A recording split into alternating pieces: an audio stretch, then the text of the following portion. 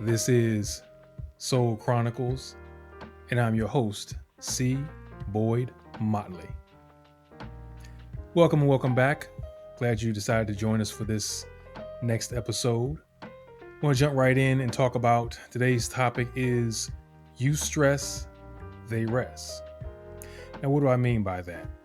You know, a lot of times, whether we realize it or not, we allow people to live rent-free in our minds.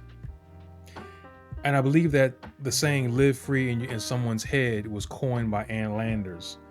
But what it means basically is that you are allowing someone who isn't likely thinking about you and you're worrying about them and what they're thinking about you or how they feel about you or what they've done to you and allowing that to occupy your mental space, which is valuable, by the way, I've learned.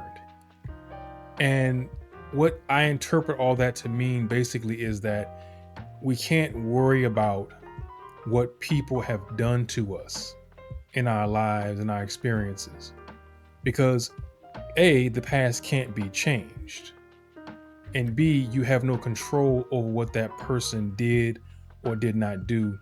And to sit around giving yourself anxiety about the fact of what they might be thinking about you at this moment or how they may feel or all those other different kind of things that run through our minds periodically, you're wasting valuable energy and giving them attention that they don't deserve. Once someone has removed themselves from your life, there is no need to give them more attention.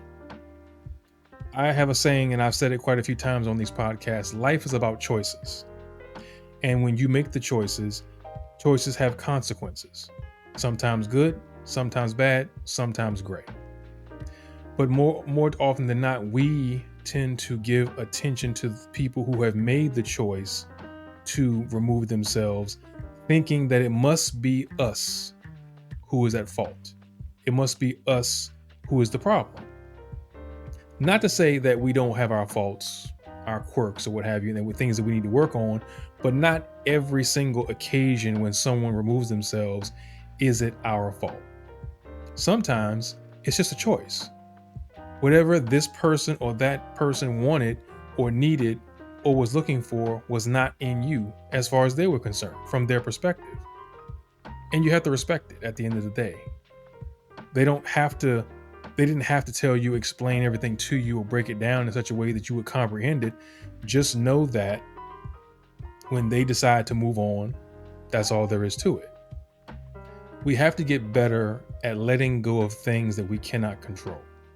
As human beings, we feel this innate need to control everything. We want to control the way the world occurs around us, how people interact with us, what they say, what they do, how they move.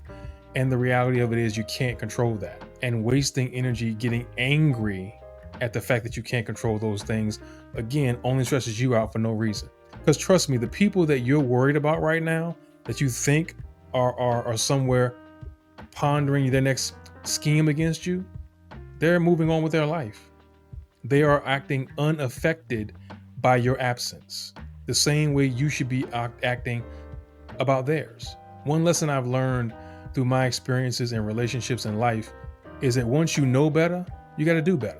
And if you're not doing better, then you got to stop and figure out what's going on there, because the lessons learned are important. Don't glaze over them. Don't ignore them. Don't act like you don't have room to learn and grow. We all do. We're still evolving. You are evolving until you stop breathing, believe it or not. Not just in age, but in emotional intelligence, mental health, intelligence, all those good things. You're constantly evolving. What I want you to focus on going forward is focusing on your goals and objectives. Now, we are here at this time of this podcast as at the end of the year of 2023. We're about 2 or 3 days from New Year's. And I was talking to my girlfriend the other night and asking her what are her New Year's resolutions. And then I stopped and said, you know what, let's not talk about resolutions, because resolutions get ignored. They're lofty. They're not really grounded in any real base of reality. They're wishes, if you will. Let's focus on goals and objectives, because I feel like goals and objectives are things that we can actually touch. They're tangible. because you can set deadlines. You can set small steps in between. You can build towards something. A resolution is just a lofty, like, oh, I'm going to lose weight, but there's no plan with that. When you have a goal or an objective, it requires a plan. It demands you lay out steps to achieve this goal, to achieve that objective. So I think going into the new year, at least for myself, hoping you will join, is that one of the objectives that we have to have is getting out of our own way and not allowing people who do not matter to matter, giving them time and attention that they no longer want, need, or deserve. Because once you're out, you're out. You move on with your life. That's all there is to it. Because the anxiety that we're creating by doing this is self-made. And that's what the majority of the anxiety that we feel anyway. It's self-imposed. You are creating it yourself. No one is doing anything in particular to you. It's all about how your brain is perceiving what's happening with the external factors, how you're interpreting the information. And all I'm challenging you to do is to change your mindset, change your life, shift your perspective, and see things differently, not always as being somewhat of a victim or someone's always attacking you, but seeing this as an opportunity to shift, pivot, and move in a better direction. In prior podcasts, I talked about how setbacks can be setups. Same applies here. We can't worry about what other people think. It's not our responsibility or our task, if you will, to worry about what someone else is thinking about us. Ultimately, the only thing that matters is what you think about you.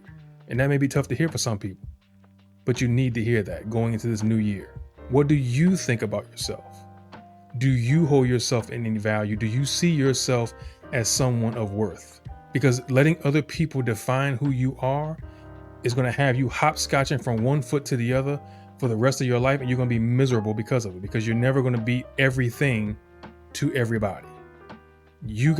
I have to be everything to myself first before I can be anything to anybody else. Let me know in the comments below what your goals and objectives are for the coming year, not resolutions, goals and objectives. I look forward to reading them and engaging with you in the comments. This is Soul Chronicles.